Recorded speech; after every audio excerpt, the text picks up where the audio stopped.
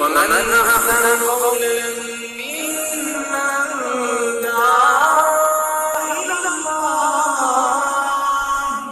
ومن أحسن قولا ممن دعا إلى الله وعمل صالحا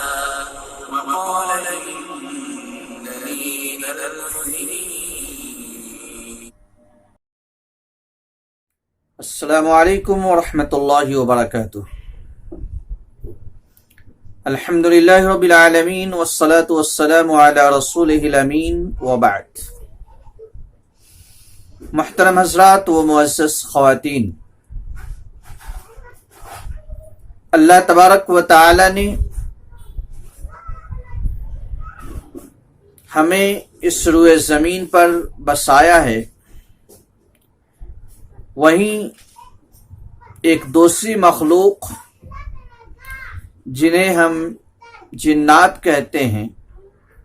اس مخلوق کو بھی اللہ تبارک و تعالی نے اس روئے زمین پر جگہ عطا کی ہے اور انہیں بھی بسایا ہے. شیطان جو اپنی اصلیت کے اعتبار سے جن ہے اور شیطانوں کا سردار ابلیس اور اس کی ذریت جو انسانوں کے اصل دشمن ہیں، اور پھر وہ عام جن جو ابلیس کی ذریت سے تو نہیں ہے لیکن ابلیس کے کارندے کے طور پر کام کرتے ہیں اور ابلیس اور اس کی ذریت کی طرح شر و فساد مچاتے ہیں. یہ جن اور شیاطین انسانوں کو مختلف طرح سے تکلیف پہنچانے کی کوشش کرتے ہیں. شیطان کی اصل کوشش تو یہ ہوتی ہے کہ وہ انسانوں کے ایمان اور عقیدے کو بگاڑے اور دنیا و آخرت کی ذلت و رسوائی میں مبتلا کر دے، اور اپنے کارندوں کے ذریعے بھی وہ یہ کام لینے کی کوشش کرتا ہے. سب سے پہلی کوشش یہی ہوتی ہے کہ آدمی کا ایمان بگڑ جائے، آدمی کا عقیدہ خراب ہو جائے، اس کا تعلق اس کے رب سے کٹ جائے، وہ اپنے نبی کے ساتھ بدعہدی کر بیٹھے، نبی کے ساتھ غداری کر بیٹھے، اور نبی کا جو کلمہ اس نے پڑھا ہے، نبی کی نبوت کا جو اقرار کیا ہے، اس کے تقاضوں سے وہ منحرف ہو جائے. اس کے ساتھ ساتھ دنیاوی اعتبار سے بھی انسانوں کو تکلیف پہنچانے، پریشان کرنے اور ایذا دینے کی یہ جن و شیاطین کوشش کرتے ہیں. مختلف انداز اور مختلف طریقے سے انسانوں کو تکلیف دیتے ہیں، پریشان کرتے ہیں، ستاتے ہیں. جیسا کہ پچھلے ویڈیو میں بتایا گیا، بعض اوقات انسان کو قتل بھی کر دیتے ہیں، بعض اوقات انسان کے مال چوری بھی کر لیتے ہیں، اور اس کے علاوہ طرح طرح کے طریقے وہ آزماتے ہیں جس سے انسانوں کو تکلیف پہنچا سکے، انسانوں کو پریشان کر سکے، انسانوں کو ایذا پہنچا سکے. ان میں سے بعض اہم امور کا تذکرہ، بعض اہم باتوں کا ذکر نبی کائنات جناب محمد رسول اللہ صلی اللہ علیہ وسلم نے احادیث مبارکہ کے اندر بیان فرمایا ہے، جن میں سے بعض کا تذکرہ آج انشاءاللہ ہوگا، اور جو باقی باتیں بچے گی آئندہ ویڈیو میں انشاءاللہ ان کو بھی بیان کیا جائے گا. شیطان چاہتا ہے کہ انسان اپنے رب سے کٹ جائے، اللہ سے اس کا تعلق کمزور پڑ جائے، بلکہ ختم ہو جائے، اور اس کے لیے کبھی کبھی وہ خود اللہ رب العالمین کی ذات کے حوالے سے، اللہ رب العالمین کے وجود کے حوالے سے انسان کو شکوک و شبہات میں مبتلا کرنے کی کوشش کرتا ہے، رب کے بارے میں سوال پیدا کر دیتا ہے، اللہ تبارک و تعالیٰ کے بارے میں سوال پیدا کر دیتا ہے۔ نبی کائنات جناب محمد رسول اللہ صلی اللہ علیہ وسلم نے ارشاد فرمایا، بخاری مسلم کی روایت ہے، اللہ کے رسول صلی اللہ علیہ وسلم فرماتے ہیں کہ یأتی الشیطان احدکم فیقول من خلق کذا وکذا، من خلق کذا، کہ شیطان تم میں سے کسی کے پاس آتا ہے اور اس کے ذہن میں یہ سوال پیدا کرتا ہے، یہ وسوسہ ڈالتا ہے کہ وہ کائنات کی تخلیق پر غور کرے۔ بظاہر جو معاملہ شروع ہو رہا ہے وہ اچھا ہے، بہتر ہے کہ انسان کائنات کی تخلیق پر غور کر رہا ہے کہ فلاں چیز کو کس نے پیدا کیا، آسمان کو کس نے پیدا کیا، زمین کو کس نے پیدا کیا، چاند کس نے پیدا کیے، سورج کس نے پیدا کیے، یہ بلند و بالا پہاڑ کس نے پیدا کیے، یہ زمین پر ہریالیاں کس نے پیدا کی، یہ نباتات کس نے پیدا کیے، یہ چوپائے کس نے پیدا کیے، یہ چرند و پرند کس نے پیدا کیے۔ اس طرح کے سوالات ذہن میں انسان کے پیدا کرتا ہے کہ ان چیزوں کو پیدا کرنے والا کون ہے، ان کی تخلیق کرنے والا کون ہے۔ معاملہ آگے بڑھتا ہے اور انسان کو سطح پر لے آ کر کے کھڑا کر دیتا ہے کہ انسان یہ سوچنے لگتا ہے، انسان یہ کہنے لگتا ہے حتی یقول من خلق ربک، یہ وسوسہ ڈالتا ہے کہ تمہارے رب کو کس نے پیدا کیا ہے، تمہارے رب کو کس نے پیدا کیا۔ حالانکہ اللہ تبارک و تعالیٰ نے اپنا تعارف کرایا، قل هو اللہ احد اللہ الصمد لم یلد ولم یولد ولم یکن له کفوا احد۔ نبی کے ذریعے اعلان کرایا کہ آپ کہہ دیجئے کہ وہ اللہ ایک ہے، اللہ بے نیاز ہے، لم یلد، اس نے کسی کو جنا نہیں ہے، ولم یولد، وہ کسی سے نہیں جنا گیا ہے، نہ تو اس کے کوئی ماں باپ ہے اور نہ وہ کسی کا باپ ہے، وَلَمْ يَكُنْ لَهُ كُفُوًا أَحَدٌ، اور اس کا کوئی ہمسر نہیں ہے، اس کا کوئی ساجیدار نہیں ہے، اس کے برابری کرنے والا کوئی نہیں ہے۔ ساری کائنات کا وہ خالق ہے، وہ ازل سے ہے، ابد تک رہے گا، ہمیشہ سے ہے، ہمیشہ رہے گا۔ لیکن شیطان اللہ کے تعلق سے ایک مخلص ذہن میں یہ وسوسہ ڈالتا ہے کہ من خلق رب، غور کرتا ہوا آدمی جاتا ہے، معاملہ نوبت یہاں تک پہنچا دیتا ہے کہ رب کے بارے میں سوال پیدا ہو جاتا ہے، اور جب آدمی یہاں رکے گا نہیں بلکہ جو وسوسہ اس کے ذہن میں، اس کے دماغ میں پیدا ہوا ہے، اس وسوسے کی تہ تک پہنچنے کی کوشش کرے گا، نتیجہ یہ ہوگا کہ وہ اپنا ایمان اور عقیدہ خراب کر لے گا۔ اس لیے نبی کائنات جناب محمد رسول اللہ صلی اللہ علیہ وسلم نے فرمایا کہ فَإِذَا بَلَغَهُ، کہ جب انسان اس مرحلے تک پہنچ جائے، فَلْيَسْتَعِذْ بِاللَّهِ وَلْيَنْتَهِ، تو ایسے موقع پر وہ اعوذ باللہ من الشیطان الرجیم پڑھے، اللہ تبارک و تعالی سے شیطان کے شر سے پناہ طلب کرے، وَلْيَنْتَهِ، اور اپنے سوچ و فکر کا عمل یہیں پر ختم کر دے، سوچ و فکر کے دائرے کو یہیں محدود کر دے، اس لیے کہ اس سوال کے جواب کو کھودنا کریدنا اس کے ایمان اور عقیدے کو تباہ کر دے گا، برباد کر دے گا۔ اسی طرح سے شیطان صرف زندگی کے اندر ہی نہیں بلکہ مرنے کے وقت بھی انسان کو، اس کے ایمان کو، اس کے عقیدے کو، اس کی فکر کو خراب کرنے کی کوشش کرتا ہے، اس کے ذہن و دماغ کو متاثر کرنے کی کوشش کرتا ہے تاکہ انسان کا خاتمہ بالخیر نہ ہو، دنیا سے جاتے جاتے انسان کچھ ایسا کر جائے، دنیا سے جاتے جاتے انسان کچھ ایسی حرکتوں کا مرتکب ہو جائے کہ اس کا ایمان بگڑ جائے، اس کا عقیدہ خراب ہو جائے، اس کا تعلق اللہ رب العالمین سے ٹوٹ جائے، یا کم از کم اس کے اندر کمزوری اور اضمحلال پیدا ہو جائے، اس انسان کو خبتی بنانے کی کوشش کرتا ہے، اس کے سوچ و فکر کو خراب کرنے کی کوشش کرتا ہے، خاتمہ بالخیر سے روکنے کی کوشش کرتا ہے۔ اسی لیے امام کائنات جناب محمد رسول اللہ صلی اللہ علیہ وسلم جب دعا کرتے تھے تو اس بات سے بھی آپ اللہ کی پناہ مانگتے تھے، اللہ کی پناہ میں آتے تھے، اللہ سے التجا کرتے تھے، فریاد کرتے تھے کہ اللہ تبارک و تعالی موت کے وقت شیطان کے ذریعہ خبتی بنائے جانے سے اپنی پناہ میں لے لے۔ اس سلسلے میں ایک لمبی دعا منقول ہے اللہ کے رسول صلی اللہ علیہ وسلم سے،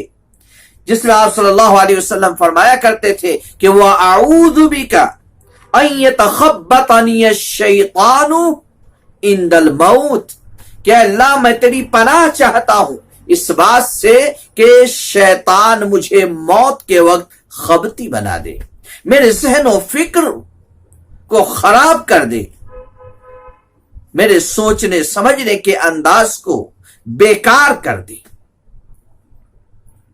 اسی طرح سے شیطان انسان کی نماز کو خراب کرنے کی کوشش کرتا ہے۔ نماز جو اللہ رب العالمین کی قربت اور محبت کا بہت بڑا وسیلہ اور ذریعہ ہے، کہ جب آدمی نماز میں ہوتا ہے، قیام کی حالت میں ہوتا ہے، تو اپنے رب سے مناجات کر رہا ہوتا ہے، اپنے رب سے سرگوشی کر رہا ہوتا ہے۔ اس موقع پر بھی شیطان یہ چاہتا ہے کہ بندے کے ذہن کو منتشر کر دے اور اس کی توجہ جو اس کے رب کی طرف ہے، اس توجہ کو ختم کر دے۔ کبھی دنیا جہان کی باتیں اس کے ذہن میں ڈالنا شروع کر دیتا ہے، کبھی نماز کے تعلق سے ہی چند باتیں اس کے ذہن و دماغ میں ڈال دیتا ہے اور آدمی اس پر سوچنے لگتا ہے، کبھی قرات بھول جاتا ہے، کبھی رکعات بھول جاتا ہے، کبھی کسی رکن کو کرنا بھول جاتا ہے، کبھی کمی کر لیتا ہے، کبھی بیشی کر لیتا ہے۔ اللہ کے رسول صلی اللہ علیہ وسلم نے اس کا بھی حل بیان فرمایا، اس کی وضاحت بھی آپ نے فرمائی کہ نماز کو شیطان خراب کرنے کی کوشش کرتا ہے، تمہارے اور تمہاری نماز کے درمیان حائل ہونے کی کوشش کرتا ہے، رکعتیں بھلا دیتا ہے، قرات بھلا دیتا ہے۔ حضرت عثمان بن ابی العاص رضی اللہ عنہ اللہ کے رسول صلی اللہ علیہ وسلم کی خدمت میں حاضر ہوتے ہیں اور اللہ کے رسول صلی اللہ علیہ وسلم سے عرض کرتے ہیں، اللہ کے رسول صلی اللہ علیہ وسلم کے سامنے یہ بات رکھتے ہیں کہ ان الشیطان قد حال بینی و بین صلاتی و بین قراءتی، کہ اللہ کے رسول صلی اللہ علیہ وسلم کہ شیطان میرے اور میری نماز اور میری قرات کے درمیان حائل ہو جاتا ہے، توجہ کے ساتھ نماز پڑھنے نہیں دیتا، قرات بلانے کی کوشش کرتا ہے، مختلف قسم کے وسوسے، خیالات، فکر ذہن میں ڈالنے کی کوشش کرتا ہے، نماز کو برباد کرنے کی کوشش کرتا ہے۔ اللہ کے رسول صلی اللہ علیہ وسلم نے اس کا حل انہیں بتایا کہ جب اس طرح کے خیالات اور وسوسے شیطان تمہارے ذہن کے اندر، تمہارے دماغ کے اندر ڈالنے کی کوشش کرے تو فَلْيَسْتَعِذْ بِاللَّهِ، کہ اللہ تبارک و تعالی سے شیطان کے شر سے پناہ طلب کرو اور اپنے بائیں طرف 3 مرتبہ تھک تھکا لیا کر۔ معلوم یہ ہوا کہ شیطان انسان کے نماز کو بھی خراب کرنے کی کوشش کرتا ہے۔ اسی طرح سے جب آدمی سویا ہوا ہوتا ہے، نیند کی حالت میں ہوتا ہے، تب بھی شیطان اس کے ذہن و دماغ پر قابض ہونے کی کوشش کرتا ہے، بلکہ شیطان انسان کے ناک کے باسے میں رات بسر کرتا ہے۔ اسی طرح سے جب آدمی سویا ہوا ہوتا ہے، اس کی گردن کی پیٹھ پر، گردن کے اوپری حصے پر شیطان گرہ لگاتا ہے، غفلت کی گرہ، بے توجہی کی گرہ۔ اللہ کے رسول صلی اللہ علیہ وسلم ارشاد فرماتے ہیں کہ اذا استيقظ احدكم من منامه فتوضأ فليستنثر ثلاثا، کہ جب تم میں سے کوئی شخص نیند سے بیدار ہو اور وضو کرے تو 3 مرتبہ اپنے ناک میں پانی لے کر کے اسے جھاڑ دے، چھڑک دے۔ کیوں؟ فإن الشیطان یبیت علی خیشوم، اس لیے کہ شیطان اس کے ناک کے باسے میں رات گزارتا ہے اور اس کے ذہن و فکر کو خراب کرنے کی کوشش کرتا ہے۔ اسی طرح آپ نے فرمایا کہ جب آدمی سویا ہوا ہوتا ہے تو شیطان اس کے گردن کے اوپری حصے پر، اس کی گدی پر 3 گرہ لگاتا ہے۔ اگر آدمی اٹھتا ہے اور اللہ کا ذکر کرتا ہے تو 1 گرہ کھل جاتا ہے، پھر جا کر کے وضو کرتا ہے تو دوسرا گرہ کھل جاتا ہے، اور جب نماز پڑھتا ہے تو تیسرا گرہ کھل جاتا ہے اور انسان چست پھرت ہوتا ہے، ایکٹیو ہوتا ہے۔ لیکن اگر آدمی نماز کے لیے اٹھتا نہیں ہے، اللہ کا ذکر نہیں کرتا، وضو نہیں کرتا، نماز نہیں پڑھتا ہے، تو اس کی صبح اس حالت میں ہوتی ہے کہ وہ سستی میں مبتلا ہوتا ہے، تکاسلی کا شکار ہوتا ہے، بالکل اپنے آپ کو کمزور اور ناتواں سمجھ رہا ہوتا ہے۔ تو شیطان سوئے ہوئے حالت میں بھی، نیند کی حالت میں بھی انسان کو تکلیف پہنچانے کی کوشش کرتا ہے، یہاں تک کہ نیند میں، خواب میں آ کر ڈرانے دھمکانے کی بھی کوشش کرتا ہے، ڈراتا دھمکاتا اور اذیت دیتا ہے، تکلیف پہنچاتا ہے۔ ایسے مناظر آدمی کے سامنے پیش کرتا ہے جس کو دیکھ کر آدمی ڈر جائے، خوف زدہ ہو جائے۔ اور کبھی کبھی اس خواب کا اثر ایسا ہوتا ہے کہ صرف نیند میں ہی نہیں بلکہ آدمی بیدار ہونے کے بعد بھی، نیند سے اٹھ کر کے بھی ڈر محسوس کرتا ہے یا تکلیف محسوس کرتا ہے۔ یہ ڈراؤنے خواب، تکلیف دہ خواب، یہ شیطانی اقدام کا نتیجہ ہوتا ہے۔ پیارے رسول صلی اللہ علیہ وسلم نے فرمایا کہ ان الرؤیا ثلاث، کہ خواب 3 طرح کے ہوتے ہیں، خواب 3 طرح کے ہوتے ہیں۔ منہا احاویل من الشیطان لیحزن بها ابن آدم، ابن ماجہ کی روایت ہے۔ اللہ کے رسول صلی اللہ علیہ وسلم فرماتے ہیں کہ خواب 3 طرح کے ہوتے ہیں، ان میں سے ایک خواب شیطان کی طرف سے خوف اور ڈر میں مبتلا کرنے والا ہوتا ہے، تاکہ وہ انسان کو غمگین کر دے، انسان کو الم میں مبتلا کر دے، ابن آدم کو تکلیف پہنچائے۔ خواب جو نیند میں دیکھتا آدمی، کبھی وہ خواب خوشخبری پر مشتمل ہوتا ہے، جو خواب دیکھ کر کے آدمی کو خوشی محسوس ہوتی ہے، اچھا لگتا ہے، خوشگوار خواب ہوتا ہے۔ ایسے اچھے خواب اللہ کی طرف سے ہوتے ہیں۔ اللہ کے رسول نے کہا کہ ایسا خواب آدمی دیکھے تو اللہ کی تعریف و توصیف کرنی چاہیے۔ اور دوسرا خواب آدمی دیکھتا ڈراؤنا، خوفناک، اذیت و تکلیف والا خواب، اللہ کے رسول نے کہا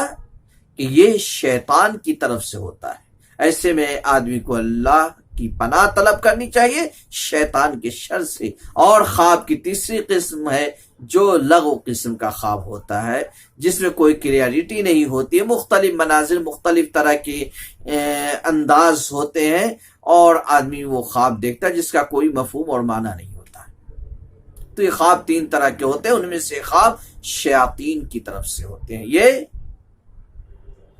بدماش جنوں کی طرف سے ہوتے ہیں، جو انسان کو خواب میں بھی ڈرانے، اذیت پہنچانے اور تکلیف دینے کی کوشش کرتے ہیں۔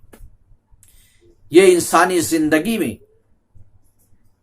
شیاطین اور سرکش جنات کی دخل اندازیاں اور دراندازیاں ہیں۔ ان کے علاوہ ابھی کئی ایسے مواقع ہیں جب یہ سرکش جنات اور شیاطین انسان کو اذیت اور تکلیف دینے کی کوشش کرتے ہیں، جن کا تذکرہ انشاءاللہ آنے والے ویڈیو میں ہوگا۔ اللہ رب العالمین سے دعا ہے کہ اللہ تبارک و تعالی ہمیں کتاب و سنت کا صحیح فہم عطا فرمائے۔ اللہ تبارک و تعالی جب تک ہمیں زندہ رکھے، کتاب و سنت کی راہ پر قائم رکھے، اللہ برائیوں سے ہماری حفاظت فرمائے، نیکیوں کی توفیق مرحمت فرمائے، آمین۔ وما علینا الا البلاغ وما توفیقی الا باللہ۔ عبرت و نصیحت سے لبریز اور معلومات سے بھرپور بیانات سننے کے لیے ہمارے یوٹیوب چینل الماس ٹی وی کو سبسکرائب کریں، لائک کریں اور اپنے دوستوں میں شیئر کریں۔